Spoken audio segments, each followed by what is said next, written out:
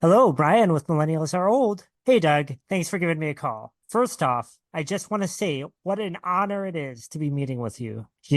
I always say if there was no nostalgia critic, there'd be no Millennials Are Old. And I really think there's a lot of potential in Mao joining the Channel Awesome family. I mean, we could make a lot of money. Think about it. You're an icon to old millennials, and we are the definitive show about old millennials. It's just good business. The only problem is, well, I hate to say it, it's Taylor. Look, he's a brother to me. God love him. He's got problems. Dark, dark stuff. You bring Taylor into this, he's going to get us both in hot water. And I know that's the last thing Channel Awesome needs right now. I mean, our audience is millennials, and you know how crazy they are with all the social justice and whatnots. We got to get Taylor out. He's bad news. What the? Hang on, Doug. I hear something moving around in my closet. Taylor, how long Brian, have you been in there? dude, I've been in there the whole Doug, I'll call you motherfucking back. time. Brian, Were you're you trying to. spying on me? Yes, and I was spying on you, Brian, because I know you're trying to fuck me out of this show, all right? No. You got that out of context. Dude, you were talking to fucking Doug. I was supposed to talk to fucking Doug, all right? I would never do this. Taylor, look, you came in at the wrong time. I know you were only heard the very end of that call, and there's lots of elements of it that you missed that were very positive. You know, Brian, you fucking say that, all right? But I had a deal lined up for me and not for you that we could sign this show off to Angry Joe because you know what? He has a way bigger fucking audience at this point, and he doesn't have the stigma of the change the channel fucking controversy like Doug does. You're trying to fuck me out of the show and also just cut me out of the deal altogether. You know, Brian, fuck you, all right? Taylor, I am deeply hurt that you would think this, that you could ever think that based on the very vague words that you heard leave my voice just now. Damn it. And you know, we were supposed to review a movie that is exactly like this exact scenario that we had right now. It's called The Late Shift. And you know what? We're going to totally just get that all out of the way, just so you can sign a deal with a guy who lives in suburban Chicago who's bald. Really, Brian? Well, someday I want to be bald like him. You know I what? want to be bald like him someday, Taylor. You know, Brian, one day I will remember your hairline. I'll remember it so you don't have to remember it. That was terrible. All right. With that bit out of the way, as I mentioned earlier, we were talking about The Late Shift, the 1996 biography classic, which is the story of the late night wars of the early 90s. So you know what? We're having some bad blood. We might as well just get this one last episode out of the fucking way here. And you know what? You're talking to Doug earlier. He loves just dropping fucking series at the last moment for his own ego. So you know what? Like I said, this is our last episode. All right. It's actually not our last episode. It's ironic that we mentioned Doug Walker in the preamble to the episode about The Late Shift because he has been involved with less drama than anyone else in modern media. Yes, 100%. Change the channel. There's plenty of channels you can watch right now. But yes, so once again, the subject of this episode is the 1996 film The Late Shift. And you know what, Brian? This is a subject that I was not, I'll be honest, super duper aware of. Like, I knew about the 2000s late night controversies with Conan and Jay Leno, but I was not familiar with this specific one. Why did you want us to talk about this? So I've been kind of a late night comedy nerd most of my life. My mom was a big Letterman fan growing up. I used to watch Letterman with her when I was a kid. Never liked Leno. I love the tradition of it. I love Carson. I love the inheriting of a throne. I loved Conan O'Brien. I still love Conan. I think he's one of the best to ever do it. The thing with The Late Shift and the story it tells is, we talk about generational issues on here. We talk about the perception of certain generations, although I think obviously everyone knows that that's kind of an oversimplification. But what would you say, Taylor, is currently the one major stereotype about baby boomers? If you had to describe the public perception of the baby boomer personality, what's the thing that they're known for? Ooh. Maybe not letting things go, not letting things pass. Not letting other people, they're not willing to pass the torch on to fucking anybody. Yeah, and we can get into how accurate that is. In some ways, I think it's kind of an easy talking point. But when you look at this movie, this true story, to some degree, based on a book that is based on a true story. I mean, that's what this movie is about. Two consummate boomers who do not want to move past something, do not want to move outside of an institution that they feel entitled to. Yeah, God, Jesus Christ. And, before we get too much of our opinions on this movie, am I wrong? Is this a fairly dry and fairly accurate telling of this story or not? Because I know David Letterman fucking I, hates this. So I am a fan of Letterman. Like as an artist, I am a fan of him. I actually think this movie maybe kind of makes both Letterman and Leno seem more chill than they were in reality. Wow, that says something. Because honestly, I'm serious. both these guys are assholes in this movie Like to a certain I, extent. I feel like this movie plays them both as guys who had a valid claim to the Tonight Show, which maybe they both did, but both as guys who just kind of wanted to work something out for, looking out for themselves. And I feel like they were both probably way more megalomaniacal than this movie lets on. No, God. And once we get to the plot synopsis, and to be fair, I'm not going to get super in depth with the plot synopsis because it's, once again, a fairly dry retelling of this whole saga. But obviously, there's some things I want to talk about in the synopsis, I'm sure, is along with you. But before we get into the synopsis here, let's get into some details. So, as I mentioned earlier, it came out in 1996. It was rated R, and only because of language. And there is a lot of swearing in this movie. That's really the only reason it's rated R. Otherwise, this would have been a solid PG-13. Early But HBO, so they were showing off, oh the yeah, language, I think. that's a good point. Whereas nowadays HBO just basically shows off like tits and ass all the time. Yep. It was directed by Betty Thomas, and it was written by Bill Carter and George Armitage, and it was produced by Dan Carmody, and it had a million executive producers. But one of them that I really wanted to highlight is, of course, Brian, as you mentioned, Ivan Reitman, Hollywood legend Ivan Reitman, R.I.P. Ivan Reitman's role in this, that's pretty interesting to me just because he clearly himself was such a student of comedy and of television and of Hollywood. I have to imagine he took a very personal interest in this story, that there was probably something in it that he identified with. Oh no, absolutely. Yeah, like there's a lot of, it's not necessarily old Hollywood, obviously, because 90s is not old Hollywood, but to people our age, this is basically old Hollywood drama. Yeah, I would say so. And then, speaking of the individuals I just named, so Betty Thomas, the director of this once again, is most known for either directing or producing such films as the Brady Bunch movie, this HBO documentary special, of course, Private Parts, the Howard Stern biopic, is that correct? Yeah, Private Parts. Pretty good. Yeah, no, I've seen clips of it, and even though, of course, I'm not the biggest fan of Howard Stern, I will admit he is a very interesting figure, I will say that. Oh, yeah, I feel the same way. She, I believe, also directed Dr. Dolittle, Can't Hardly Wait. I believe she produced Charlie's Angels. I know she didn't direct it because I know Mick G directed that one. And she also directed Guess Who's Coming to Dinner remake, the one with Ashton Kutcher. We need to watch that someday. Yeah, what was the story? You were telling me the story about how Ashton Kutcher was like the white guy. Why was he in that movie again? There was like some bizarre story. I used to have a bit that I made up about how that movie was made to reverse racism, Ashton Kutcher. Oh, okay. I legitimately thought that was a real thing. You just made that up. No, that's just the thing I used to say when that movie came out. That's hilarious. But I mean, in effect, that's what the movie. It's like, oh, it's what if it was the same as Look Who's Coming to Dinner, but Ashton Kutcher is the white guy meeting a black family. It's exactly the same role reversal. I mean, as I always say about Ashton Kutcher, he is the white Sidney Poitier. Could you imagine a remake of Butterfly Effect, but it's just Sidney Poitier?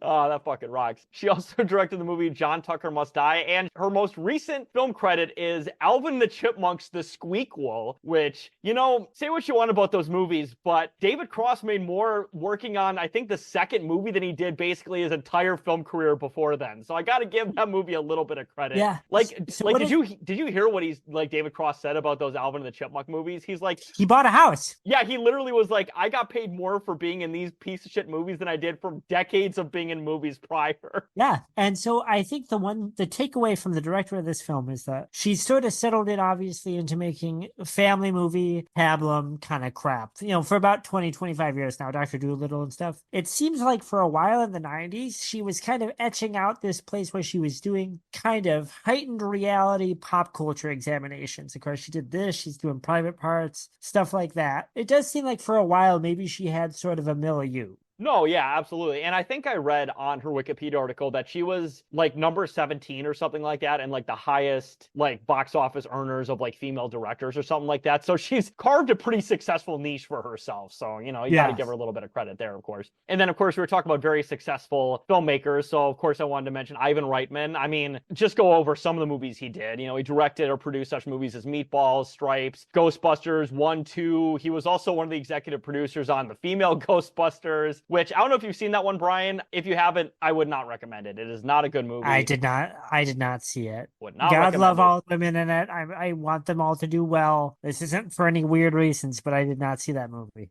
Ooh, legitimately one of the least funny comedies I've ever seen. It is painfully unfunny.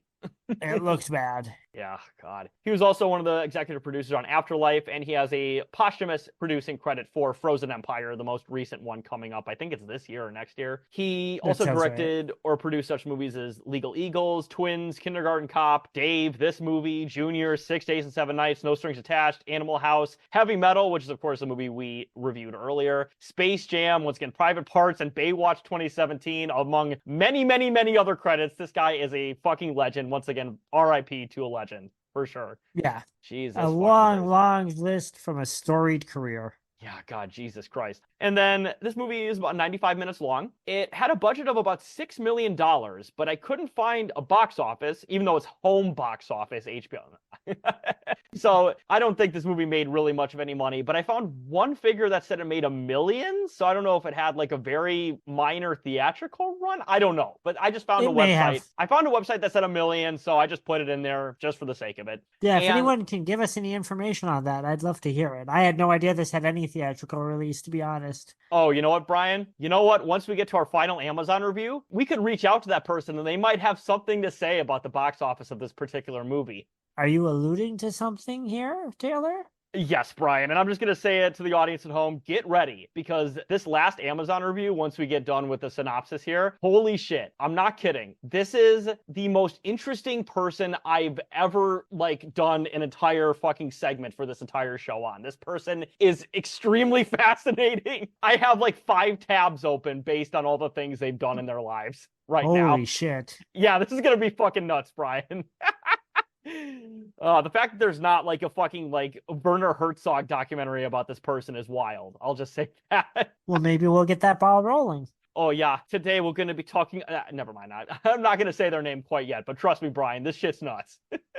And then speaking of things that are nuts, so on Rotten Tomatoes, this movie technically doesn't have a score, but it has one review on it, and they gave it a positive review of a 2.4 out of 4, or 2.5 out of 4. So this technically has a positive rating on Rotten Tomatoes at 100%, but once again, one review. And it has a 57% audience score, so middling reception more than anything else. Even though I do like this. That makes sense. This film to me is very workmanlike, very professionally done. You're here for the content. If you have an interest in the late night wars or in television behind the scenes drama, you're here for that. But as a movie, as a spectacle, it doesn't have a whole lot going on. No, I agree. And, before we get into our synopsis here, everybody in this movie is pretty good. I think the guy that plays Jay Leno is trying way too fucking hard. He's trying way too hard. He needs to chill out. Although, speaking of chilling out, though, I will say the one standout performance here is obviously Kathy Bates. She is fucking phenomenal in this. Absolute scene stealer. Yeah, that's that. I mean, all the performances in this, like you said, everyone is good. Even that guy that plays Jay who needs to chill out, he's still pretty good. But the only performance here where I'm like, wow, this is a really good, stirring performance is Kathy Bates. Yeah, straight up. If she had gotten nominated for an Emmy or something, I would have said, hell yeah, she deserved that nomination for sure. If she did, but I don't think she did for this, unfortunately. I don't think so. But yeah, once again, she's great. But yeah, let's just get into the synopsis real quick. So once again, this is a pretty by the numbers. This isn't shown in media res or anything like that. This is all very sequential telling of the early 90s, late show controversy going on. And so let's just get started real quick. So in 1991, behind the scenes network politics embroil television executives responsible responsible for NBC's late night programming. Johnny Carson, played by the actor Rich Little, has hosted The Tonight Show since 1962, but he and his audience are both growing older, leaving NBC to anticipate the day when a new host will be needed. Carson's then permanent guest host, Jay Leno, played by the actor Daniel Roebuck. Now, I looked up this actor specifically because, like, this guy is clearly wearing a mask or prosthetics or something. He looks uncanny valley as fuck. And you mentioned that he looks like the fucking ghost guy from Big Bad Beetleborgs. He does. He does. He He's wearing some weird prosthetic mask. I think that guy's name is Flabber or something like that. I think that's what that guy's name is in the show. But no, he literally looks like in a live version of the Elvis fucking ghost man from Big Bad Beetleborgs. It rocks. I was right, Flabber. I was totally right about Flabber. That fucking rocks. Oh, god damn it. But, you know, I looked up this actor's name because I'm Roebuck, like Sears and Roebuck, but apparently he's not related to Sears and Roebuck, which I would have totally guessed that because, like, that's a Nepo baby thing, but nope, not related. Although, interestingly enough, he now works primarily in Christian film, which, looking at his face without the prosthetics, I'm like, you look like a Christian film actor. Yep. No insults to anybody we've had on the show before. No, that just checks out. But yeah, it just absolutely checks out 100%. One of the things right off the bat with, you know, since we're already talking about, one of the things with Carson that this movie kind of skims past, I think, is Carson loved Letterman. Saw Letterman, considered himself a mentor to Letterman, thought of Letterman as his pupil, and did not like Leno. Didn't think Leno was funny, didn't like being around him. And that's kind of an important element to this story, the real life story that is, I think, a little bit glossed over in this film, but it does explain a lot, I think. No, for sure. Absolutely. And, you know, it's one of those things where, like, I never really grew up with late night. Like, I know obviously people talk about, like, Johnny Carson, and of course he's obviously a fucking legend in television, but, like, I just didn't have much of a connection with that part of television. So for me, like, seeing people, like, fawn over Carson and Letterman and Leno, especially, you know, in the late 2000s when I was more aware of pop culture stuff and all these things happen, I'm just like, oh, these guys are just the guys that have been on TV my whole life. Okay. Yeah, like, they're just old guys. If you didn't grow up with them, because I'm a fan of, like, late night as a medium, you know. Yeah, it's just a thing that's we were into in my family, so I was kind of ushered into it. I don't really watch a lot of Carson. I actually do watch a lot of old late night clips just in general, just after work or something to unwind or whatever. Carson, because it's so old, I don't always connect with it, although I appreciate it. I loved Letterman. One of the things with him is that it's hard to imagine now because he's so old, but in the 80s and 90s, when he burst on in the late 70s kind of onto the scene, and even into like the early 90s, you know, when he's doing The Late Show, he seemed kind of edgy. He, I think, was very appealing to like Gen Xers because he kind of, his whole deal was that he had sort of a respect for television, but he also liked to mock artifice of it and celebrate the artifice of it. So I think he seemed kind of a little subversive. And I don't get the impression people ever felt that way about Leno. No, Leno never really did anything that would have done anything other than exactly what 100% of the sponsors wanted. And, you know, straightforward cocktail comedy. And, like, I mean, he's a fucking S tier, that guy. Like, there's no question about that. Like, he is in the pantheon of, like, greatest fucking comedians of all time. Like, even though I don't particularly think he's very funny personally, but just in regards to, like, his delivery, his stage presence, his ability to just fucking last in entertainment. To work a crowd, yeah. Yeah, no, he is an S tier fucking, like, like television personality, for sure. Like, no question. Even if I don't personally like him very much, I can't hate him for that. Yeah, same. I'm not a fan of Leno at all, but it goes without saying, of course. He is a consummate professional. No, he's not a fucking hack like all the late night Jimmies today. Like, all those guys fucking blow. They're all hacks. I do think Leno was a hack compared to Letterman or Conan. Agreed. But I think compared to the guys doing it now, I would say he was not. Oh my God. He was working. He makes Jimmy Kimmel look like the face of authenticity and respect. Yeah, no shit. But, you know, speaking of authenticity and respect, so once again, I just mentioned Jay Leno, and the host of the show that follows Carson's each night, David Letterman, played by the actor John Michael Higgins, both vie for Carson's job. It is widely assumed that Letterman is the hand-picked heir apparent whom Carson favors, but NBC executives privately speculate that Leno could be more popular with audiences in the 11:30 time slot, as well as easier for the network to control. They also would not have to deal with Letterman's stipulation for ownership rights to the show. Now, I thought that was very interesting to me. Like, you know, you're talking about obviously how Leno is very much like a team player kind of guy, and they do show in this movie, up until like the very end, that Jay Leno is just kind of a guy who just kind of like follows along and like tries to get along just to get along kind of guy. guy, and Letterman is not like that at all. He is willing to talk shit, and he is willing to just say what's on his fucking mind. I think that Letterman presents himself as a go along to get along guy as like propaganda to show himself as like a nice guy. So, and I think he's always done this. I think if you fall through, so that meant that when Letterman, I mean, it's all a matter of perspective and who you're a fan of, I guess. There's a good argument to be made that he got screwed out of the Tonight Show, that he had every reason to expect that he would get it and that he didn't, you know? And same thing, you know, worse happened to Conan O'Brien, you know? He literally had the Tonight Show stolen from him when Leno wanted it back. Now, Leno can publicly present himself and going, you know, I don't have anything to do with that. I just kind of do what the network tells me, you know, I just love being on TV and I love doing comedy. Like, you can say that, but I think that's kind of part of his bit. And it kind of absolves him in the public eye of screwing people out of shows, I think.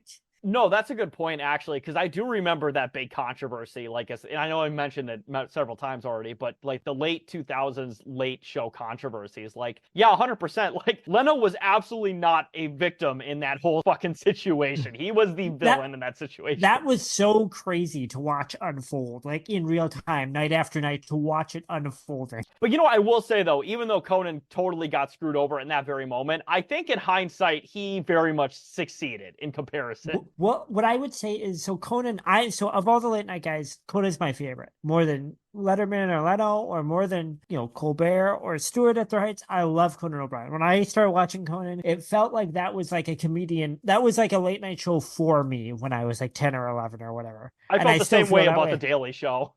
Yeah, The Daily Show came out, you know, I connected with Daily Show a little bit later, but as like a kid seeing Conan, I just like, it hit for me and I was like, okay. And so you see this, the idea that, you know, it sounds stupid to say now because he's this TV star, but he was kind of, if you were watching Conan, he was like our guy for like these weird, nerdy, surreal comedy nerds, right? Oh yeah, so, I mean, he was like, a writer on Simpsons and SNL, right? Yes, and so the idea that he was going to get the Tonight Show and that he trained his whole life for it and it was going to be great. I think the fact that he got fucked out, he had first of all, he had a great, very brief, like a 9-month run on the Tonight Show before he had to leave, and it was great. But I kind of think that strengthened his legacy because it meant that all of the weird comedy nerds who identified with him, like you know, people like me, we get to hold on to him forever now. He never had to become this ubiquitous figure in quite the same way. Not that he's obscure, but, you know, he never became like a Letterman or a Leno. And so freaks like me, with our parasocial relationship to him, we get to keep him in a way. And I think that ended up being good for his legacy, if that makes sense.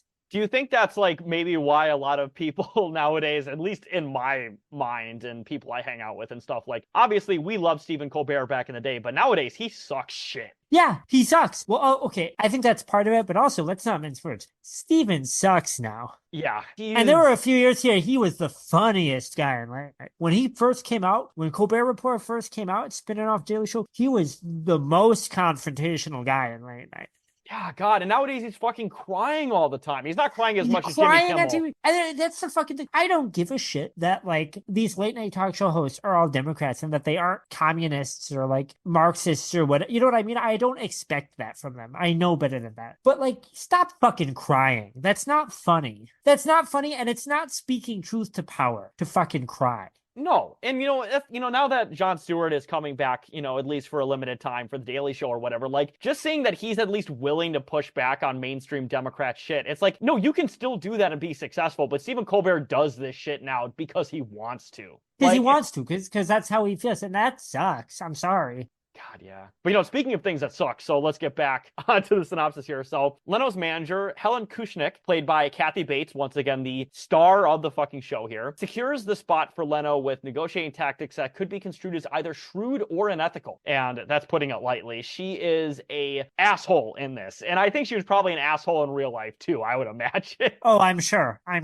And we'll get into a little bit of her tragic backstory because she actually did have an incredibly tragic backstory, but that doesn't excuse her frankly abusive behavior. That if this movie's even 50% accurate, she isn't like an abusive asshole. Well, like, the one thing I want to say about that, and not to excuse it, is that was extremely common in television at the time. So it's not like she was, like, standing out, in that environment in that way. I don't That's actually a good point. I should have... I'm glad you brought that up. That is actually a very good point. But yeah, if it wasn't her, it would have been someone else that was representing Leno, Oh, no, 100%. But yeah, so Leno is concerned that her methods might alienate Carson, but does not wish to be disloyal as he believes that she has been responsible for his success. In addition, he had promised to take care of her after her husband's death and also the death of her child because, I'm just going to put this out there. Apparently, her child at the age of 3 apparently got a bad blood transfusion and died of HIV, and then her husband Jesus died shortly Christ. after that. And then I think I was reading that her daughter later died too. I'm like, oh my God, this poor woman.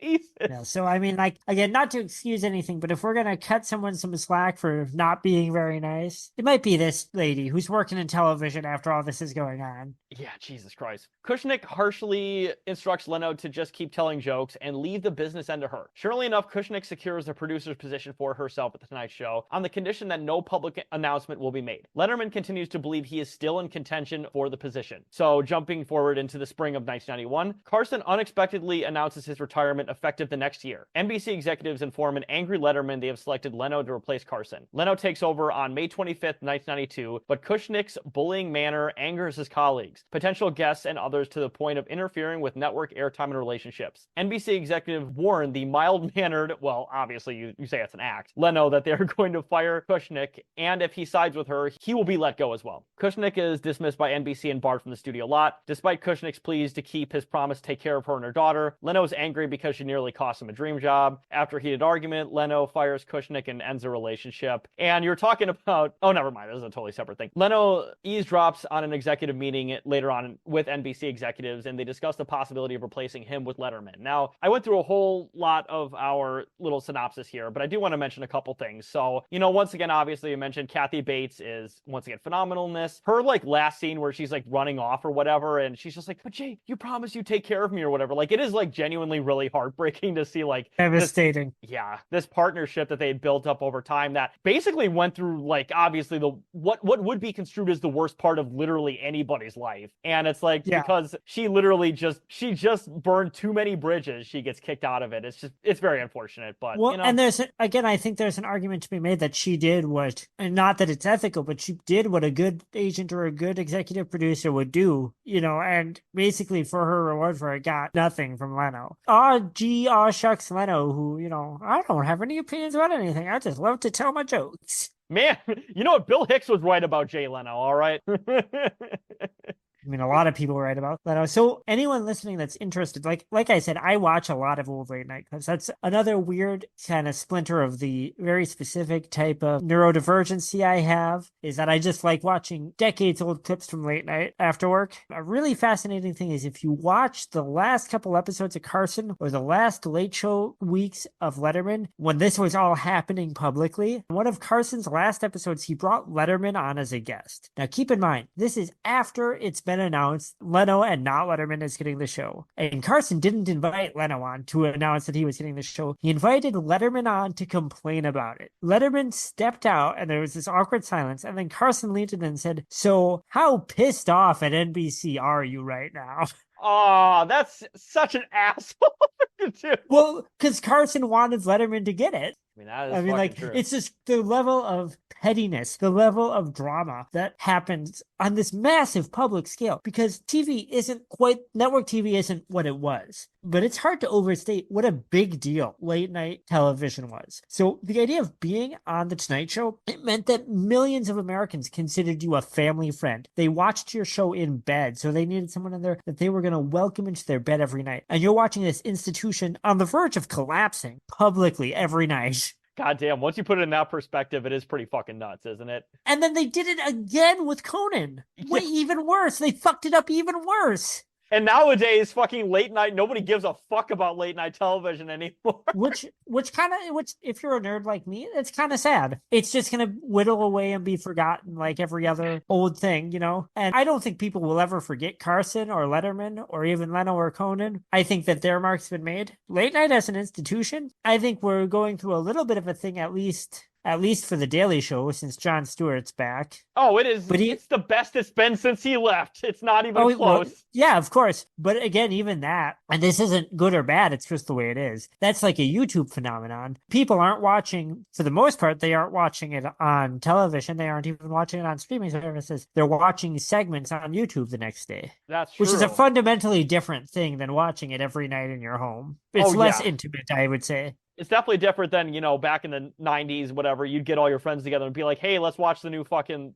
Tonight Show. You know what I Yeah, mean? Like, you'd watch it. Well, like, I mean, I wasn't alive for a lot of this. By the time I was coming of age, old millennial, I was online. But I think with the late night shows, you watched them after work, right? You'd have your dinner, you'd have your fucking little mixed drink or whatever, your scotch or a beer, and you'd sit in bed or you'd sit at your armchair and you'd watch Letterman or Leno, whoever you preferred, come out and they'd recap the news and then you'd go to bed. It is a very almost like a ritual for a lot of Americans. And that's the thing to understand with why the Tonight Show was so important. It's why Letterman wanted it so bad, Well, and that's the thing, Brian, is that nowadays, instead of gathering with, your friends and family and watching this or just watching in your bed or whatever, now you get shown fucking late night show clips from your most annoying coworker. No shit. Who doesn't even show you the best parts of them? You are so right. I didn't even think to bring that up. And I like all my coworkers. Not that any of them are going to listen to this, but I just want to be honest. They're all very nice old ladies, But every day, one of them goes, "Did you watch Colbert?" And I go, "No, I didn't." "Did you watch the new SNL?" And they want to show me the cold open. And I'm like, all right.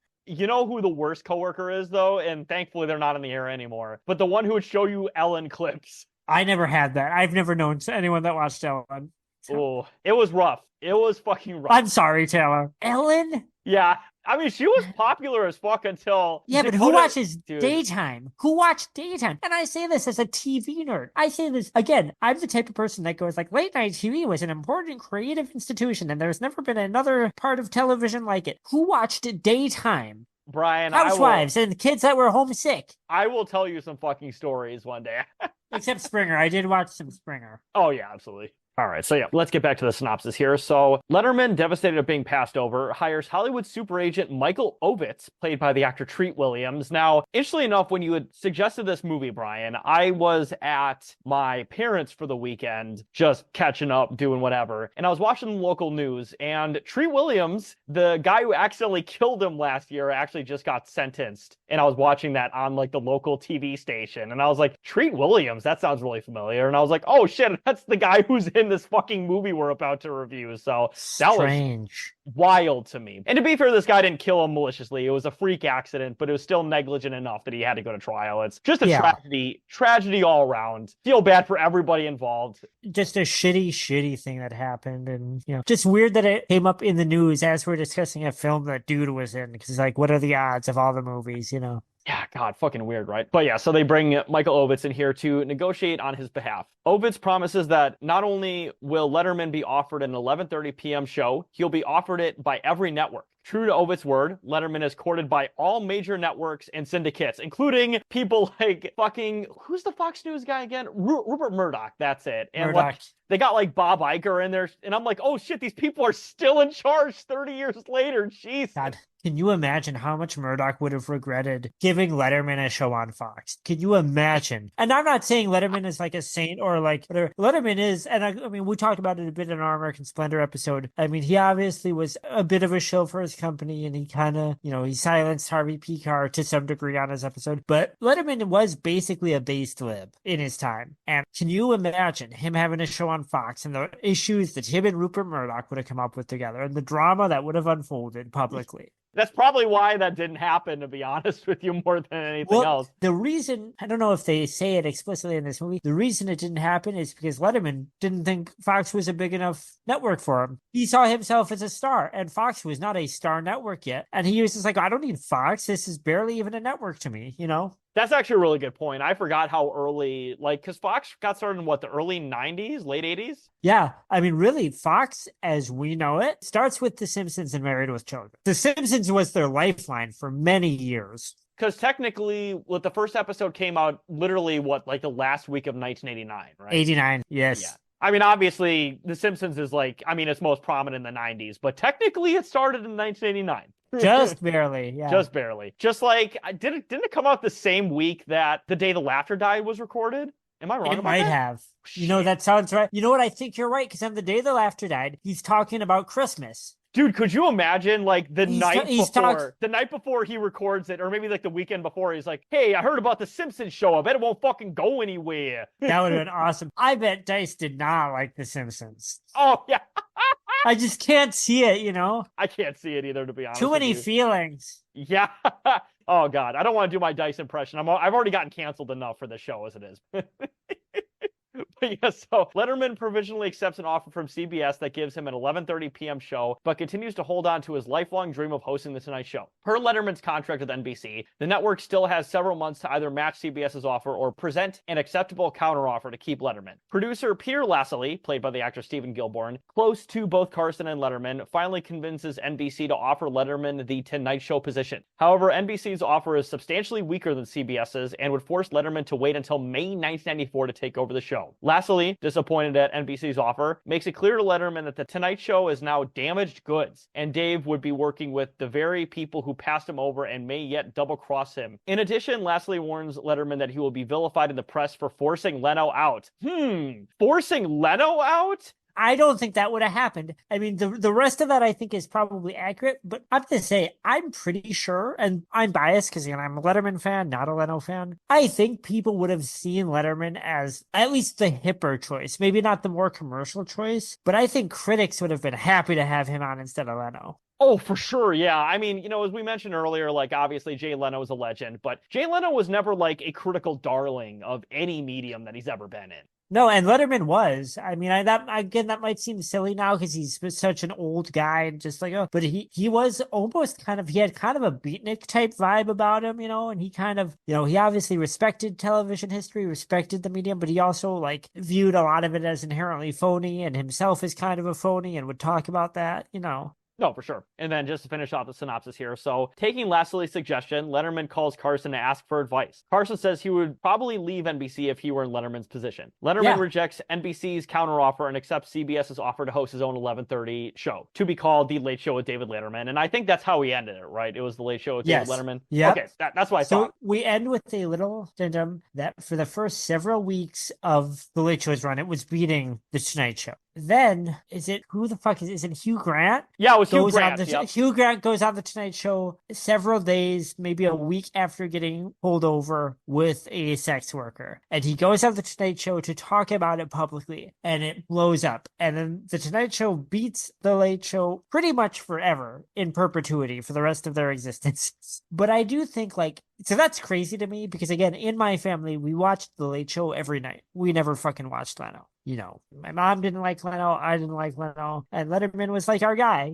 You'd watch Letterman and then, I'd pretend to be asleep and then I'd flip over to Conan to watch him. But pretty much his entire existence, Leno did beat Letterman in the ratings. And you could say that's because Leno was more professional. There's certainly a case to be made for that. I also think that you could say that's because Letterman was a little bit weirder. He was kind of a precursor to alt comedy, to your Bob Odenkirks and your Conan O'Briens in a way that Jay Leno wasn't. And maybe that guaranteed that he'd always have sort of a smaller audience. Sorry, I got a little bit on my pro Dave soapbox there. No, it's all good. And then, that is our synopsis here. So I only had 2 trivia facts that I thought were only appropriate to do at the end. So I'm just going to go straight ahead with them. So the first trivia fact I have here is a few days after the film's premiere, John Michael Higgins, who once again was the guy who played David Letterman in this, was booked on the David Letterman show to talk about the movie and what it was like to portray Letterman. Higgins then sat in the green room as Letterman spent the next hour padding bits and doing filler, all while promising Higgins was coming up. At the end of the show, Letterman apologized to Higgins for running out of time, and then after that, he never rebooked him. Okay, I'm going to tell you, that's psycho. That is psycho, but that's pretty fucking funny. That's very Letterman. Oh, sorry, but I want to say about Higgins here, and again, everyone keep in mind, I know that I'm being very pro-Dave revisionist here. I don't think Higgins captures what is insane quite about Letterman, the man, or what is likable or interesting about him. He looks like him. He captures his mannerisms pretty well. Letterman has a weird intensity to him that I don't really see in this performance. Even when he's being funny and charming and likable, there's this weird smoldering of animosity and regret, in every word he says. And you want to know what that is, Brian? That's Midwest King energy right there, because from Indiana. He's from Indiana. Yeah, he truly. In fact, the thing he did to Higgins is incredibly Midwest. He is so passive-aggressive. That is super passive-aggressive. That is like the king. That's so good. Oh God. But speaking of things that aren't passive aggressive, so the next trivia fact I have, and the very last one here. So both David Letterman and Jay Leno were vocal in their disapproval of this film, with Letterman calling it, quote, the single biggest waste of film since my wedding photos, unquote.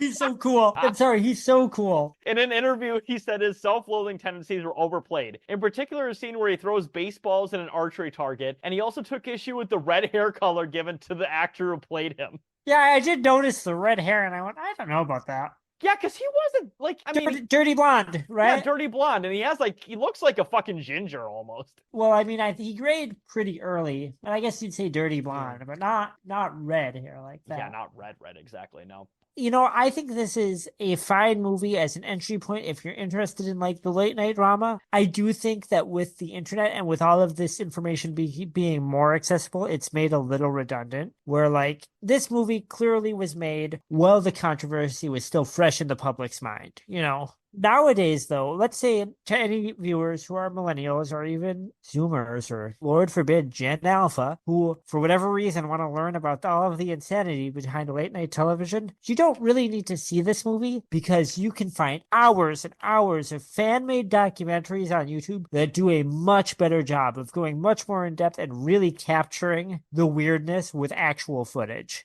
Yeah, and then also on top of it, also just being able to have like a sense of hindsight, because this movie only came out a couple of years after the whole controversy. Right. Like the fallout wasn't really quite there yet, at least in my opinion. I agree. And imagine watching this movie in 96 versus watching it post Leno versus Conan. That does change the viewing significantly. Or even like post Leno having his horrible car accident and getting horribly burned. Yeah, all of these change what we know and what we bring to the movie. But one of the things I would say is if you wanted to learn about this, there is a YouTube channel that I want to give a shout out to called Fanboy Films, who does a series of fan-made documentaries called Late Night Wars. And he goes through basically the whole history of late night comedy and all of the drama and the petty feuds between them in several videos over decades. It's all actual footage directly from actual episodes, arranged in such a way to tell the narrative of what's happening in these feuds with minimal narration. So it's all primary sources, arranged in such a way to tell you these stories. Again, this is a fan project, but it's such a superior way to learn about this versus this HBO movie, Yeah, no, for sure. And like no disrespect to the movie. There's no way they could have known that was going to happen with YouTube and things, but No, absolutely. And like, we talked about all the things that happened to Leno. Like, this is something we have to talk about. He was in like a haunted mansion. He died. He was put in a genie bottle. And then 3 kids just by chance freed him. And afterwards, he's like, I'm a magical genie. I'm going to grant you wishes. What do you want? And the kids are like, turn me into my favorite comic book characters. And he did. And there was a whole series that was made about that. And say what you will about the guy, but he didn't deserve that. He deserved to rest by that point. After that car accident, he didn't need to be brought back as a ghost. Listen, I guarantee you 100% if you were to talk to Haim Saban right now and don't mention Israel, obviously, never mention Israel to him, but just ask him specifically who was the inspiration for Flabber, he'd be like, oh, it was Jay Leno 100%. Like, it was. It had to have been. Seriously, to the audience at home, just watch one episode of Big Bad Beetleborgs. You will think this is a fever dream. That show is nuts. Yeah, this is part of Brian Taylor lore. Early on in our friendship, Taylor made me watch the pilot episode of Big Bad Beetleborgs. And I thought I still don't know, is insane. It was like a fever dream, exactly. And that is a show, Brian, that I would watch constantly as a child. I loved that show. That explains a lot. It does. They have affected you in some way. Hell yeah. And speaking of things that have affected me, Brian, let's finally get into these Amazon reviews. Oh man, I am excited to get into these Amazon reviews. Oh no. So the one that's the rabbit hole is the last one, but the first two are normal-ish reviews. So the first review I have here is from Sandra Licio, who gives this 5 star. And the head of the review says, great movie. And the body of the review says, hi, I'm a big fan of Dave and Jay. I remember all the hype when Jay got the Tonight Show, but this movie really gives you the story that we didn't read in the papers. We really enjoyed it. Too bad after 17 years they gave Jay the shaft by putting Conan in. He stinks! No comment. Very deeply upset. First of all, you don't get to be a fan of Jay or Dave. Everyone knows that. You pick one. Pick one. I just love, because I knew I put that in there. I'm like, oh, Brian's going to get so mad at that last part. I have nothing to say to this person. First of all, everyone read it in the papers. That's why the movie got made. And I'm sorry, what soft brain idiot do you have to be like, Jay Leno's great, but Conan? What a bum. Oh, it's an old person. That is actually a really good point. This might actually be a Greatest Generation person. Someone just young enough to like Leno. I think this person's like a pre-silent generation. I think this person grew up in the 1800s. This person's a ghost. Oh, God. They were one of the fucking monsters in Flapper's Haunted Mansion. Oh, Jesus. But so our next review here is from Fly Centro, who gives us 2 stars. And the head of the review says, the most annoying movie on Amazon. And holy shit. I mean, really? Yeah. And the body of the review says, the most annoying movie on Amazon. The 2 guys playing Leno and Letterman are atrocious, especially the Letterman character who gallops from room to room like Bozo the Clown and Groucho Marx with a giant cigar in his mouth in every scene, as if Letterman isn't Letterman without it. Rich Little as Johnny Carson looks more like John McCain. At one point in the movie, David is at home watching college football and calls Johnny Carson / McCain for advice and apologizes for calling on a Sunday. Really? College football on a Sunday? This entire movie was amateur hour from start to finish. All right, fair enough, I guess. I love the guy. This is such a Cinema Sins ass complaint. Like, wait, college football on a Sunday? I know. Well, also, like, I don't know. Like, I don't think this is a great movie, but the most annoying movie on Amazon, like, this movie is not memorable enough to be annoying to me in any meaningful way. Yeah, honestly, if you think this is the most annoying movie of all time, holy shit, do I have some movies to recommend to you. This is like background noise. They're like, oh yeah, I'd like to watch this little movie about the talk show host. Oh, okay, very nice. You know, Yeah, that's it. If anybody other than Letterman, Leno, and the female publicist, Kathy Bates' character, totally forgot her name, Kushnick, that's it. If anybody else found this movie like reprehensibly annoying and awful, I would be shocked. This is one of the most harmless movies we've ever reviewed for the show. A drama queen alert. What, did a millennial write this review? And Brian, that segues right into our last review here, talking about drama queens. So get ready, Brian, because this is going to be a long motherfucking segment, so hold on to your butts here. So this last review here is from Dr. Vicki Hufnagel, MD, who gives us 1 star. And the head of the review says, the real story has not been told. And mind you, Brian, this was the very last review on the entry for the Amazon reviews here. I almost totally missed this. This is somebody who has the real scoop on this fucking movie. So the body of the review says, the real story of Helen Kushnick has never been told. Finish my book on these events, Bad Blood. You can interview all those in this movie. I would like to interview them, and the audience will be able to see the lack of morality and ethics that took place. We will see if the truth can be told. The production failed. This is a moral tale, and no one focused on that. Now, I saw this person on here. I'm like, okay, this person wrote a book on this very subject. And I'm like, okay, that sounds interesting. Let me go on their Amazon profile. And holy shit, their bio here brought me down a fucking rabbit hole. I have 4 different articles that I want to read excerpts on about this person because I read this bio and I said, no motherfucking way is this a real person. And it turns out they are a real person. So their Amazon bio has the header, medical bioethics expert and warrior. And the body of their bio says, I am a medical doctor and GYN oncology surgeon by education. So gynecology oncology surgeon by education. I became a whistleblower in 1976 to 1977. Holy shit! When I reported I saw Bill Cosby getting drugs to spread women's legs from Dr. McLean Wade at Cedars in Sinai, LA. I was attacked for decades for reporting crimes and abuse. In time, I have been proven to have been telling the truths, and the medical institutions have been covering up the crimes. People are harmed and killed in this reality. And you may be thinking, what the fuck is this person talking about? So, dear God, yeah. So I looked up their name. They are a real person. There is a real doctor by the name of Vicki Georges Hufnagel. And I found articles going all the way back to 1988. So this very first article is from the Los Angeles Times as well on this person. So this article was written in September 1st, 1988. And the header of their article, and I'm not going to read the whole article, but I'm going to read a good chunk of all these articles. So the head of their article says, a clouded crusade. In her drive against hysterectomies and old boy medicine, Dr. faces a web of allegations herself. And the body of their article says, Dr. Vicki Georges Hufnagel says she remembers the moment vividly, even though it was a decade ago. As a resident physician training in obstetrics and gynecology, she was assigned to assist in a hysterectomy on a nun. but something about it bothered her. Questioning the patient, she learned the 26-year-old nun planned to leave the vocation to marry and hope to raise a family. Over the opposition of senior doctors, Hufnagel says she forced cancellation of the hysterectomy, removal of the uterus. That's what hysterectomy is. This is a 35-year-old article, so they had to explain what that is. and substituted less extensive surgery. The incident, she says, began her transformation into a revolutionary crusading for women's health. She has spent the last 10 years working to educate both women and their physicians about unnecessary and unjustified hysterectomies. In July, New American Library published her book, No More Hysterectomies, an angry broadside that argues that 90% of the operations are unnecessary and that hysterectomy is completely appropriate only to treat cancer. She says, I am angry because I often feel alone in my struggle to effect change with the good old boy medical system. She writes in the book openings chapter, for the last century, there's been an unspoken conspiracy against the uterus. It's time to break free of the myths. Publication of the book comes, however, as Hufnagel herself faces a broad array of legal and ethical challenges, including charges that she performed her own hysterectomy substitute procedures unnecessarily. It is a melodrama. Holy shit. I know, right?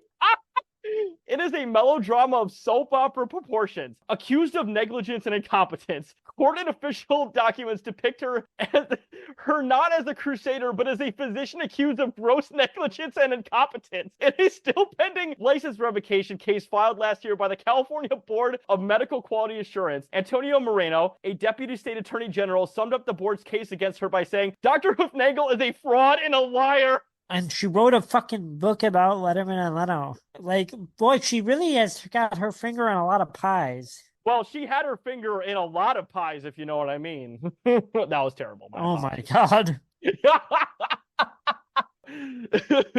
Dr. Hufnagel passed herself off to prospective clients, current patients, and to the, in parentheses, administrative law judge assigned to hear the revocation case, on parentheses, as being innovative, a frontrunner, the developer of new procedures, a crusader and a protector of women, the brief by Moreno concludes. She purports to be like Galileo. She is none of these. Holy shit. This is heavy. And the last part, I'm going to put it here. So, among the complex of controversies, Hufnagel is accused by the BMQA, the state agency that regulates doctors, of botching the care of 11 patients, including at least 5 on whom she allegedly performed her procedures unnecessarily. She is accused by the BMQA of submitting false and fraudulent bills in the cases, charging as much as $21,000 for surgery ostensibly intended to involve far less drastic procedures than hysterectomy. In California, a complete hysterectomy costs on average $6,500 according to the Metropolitan Life Insurance Company. Is embroiled in a complex series of lawsuits with Cedars-Sinai Medical Center in which she charges she was dismissed from the hospital, where she underwent most of her residency training because of what she contends with a sexual affair with the chairman of the Department of OBGYN. She faces at least 9 malpractice lawsuits charging her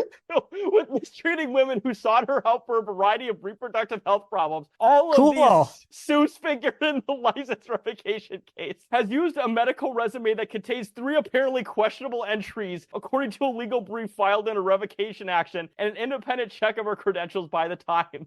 Oh my God. This is unreal. Yeah, no, right? Hufnagel declined to comment on the controversy directly, saying that to do so would be inappropriate because of ongoing legal proceedings. But in 2 separate interviews, she called herself the victim of a conspiracy by other physicians who she contends see her and her ideas as a threat to the medical establishment.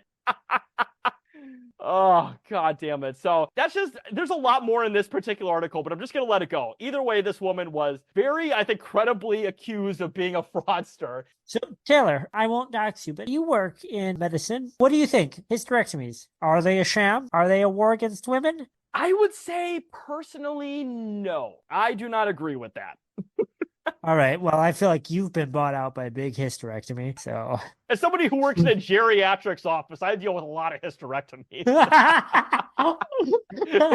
And the next article I have here is from the next year after. State revokes medical license of controversial gynecologist. And I'm not going to go through this whole one. She's like famous. I know. She's infamous. She's like a villain. In this community, she is a regarded villain. And by the way, this is from the Los Angeles Times again. So she ended up in the Los Angeles Times again. Why is she writing a book about Letterman and Leno? I have no idea. It's crazy. Did she give Letterman a hysterectomy? Yeah.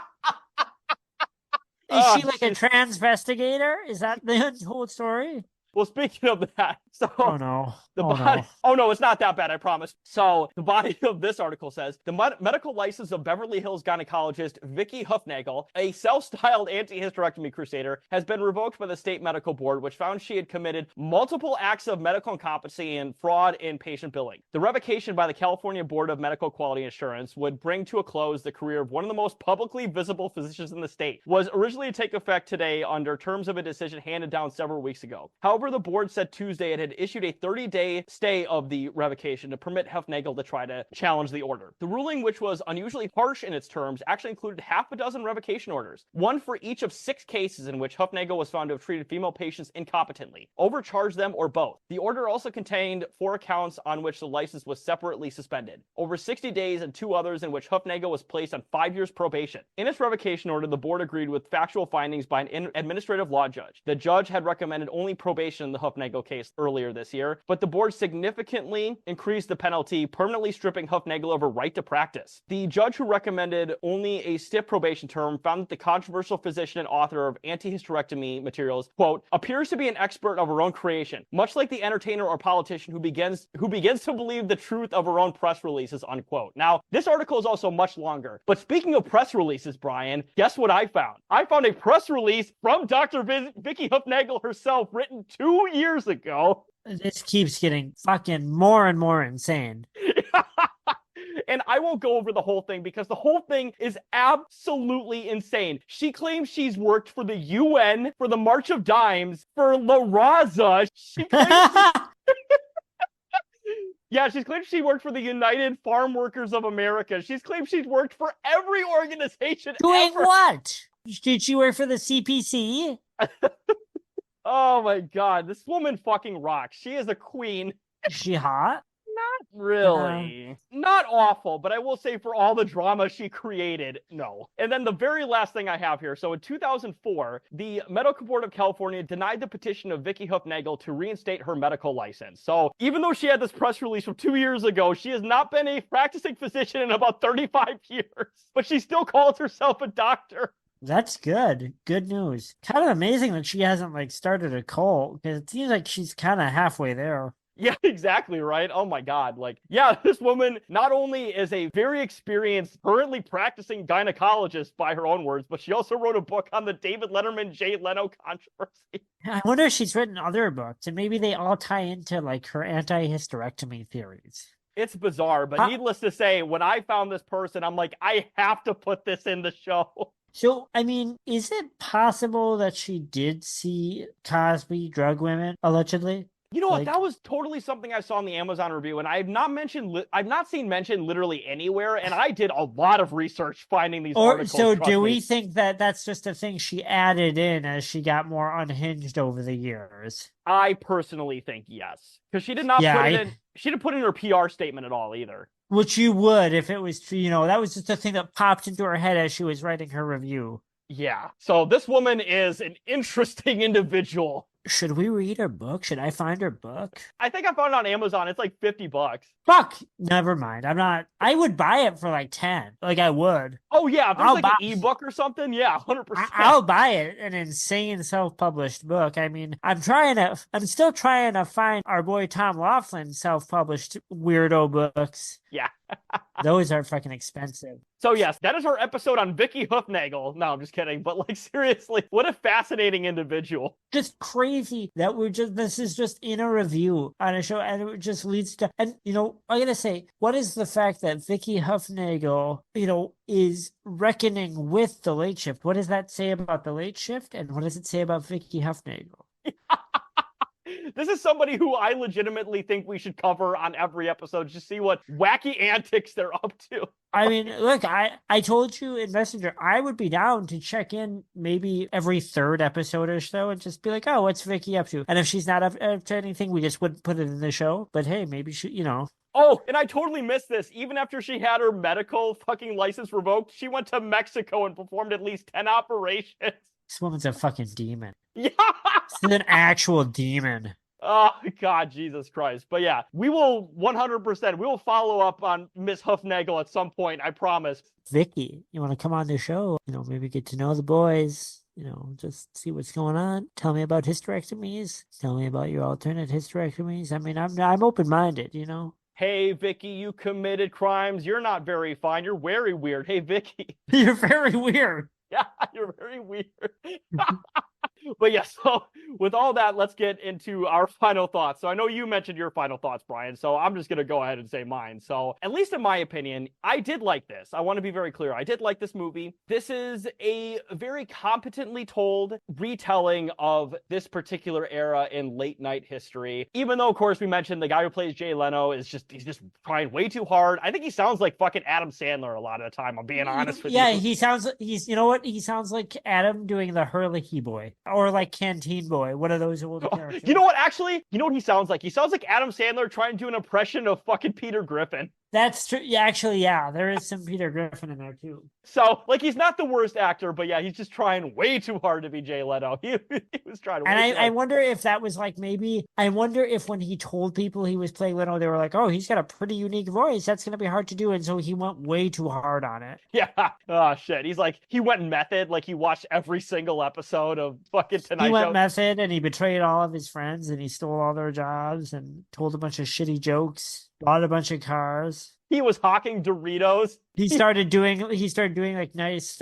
like good deeds for people, but only when there was a camera crew around to film it. Yeah. He'd stop and help broken down cars. He'd be like, "Oh, what a surprise. This camera crew's here to watch me helping these working class people." He was watching the Bill Hicks segment about Jay Leno while being Jay Leno, and he's like, "I find this really disrespectful." I find that really disrespectful. That's a really trite view of what happened. Oh, God damn it. Well, I shouldn't say R.I.P. to Bill Hicks, because we all know he's Alex Jones now.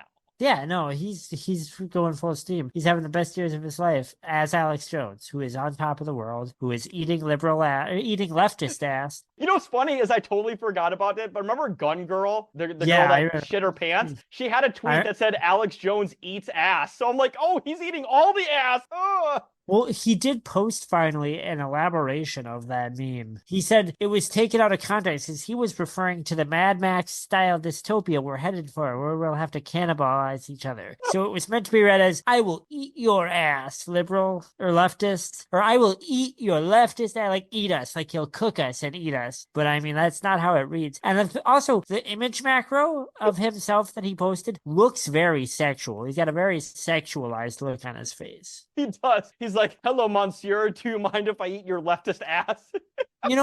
Here's the fucking... I know he's lost a bunch of money. I don't think he'll ever face justice. He won't at this point. It's not going to happen. He's still going. He's probably still making more money than either of us ever will in our lives. He may have lost more money than either of us will ever make, but I'm sure he's living fine day to day.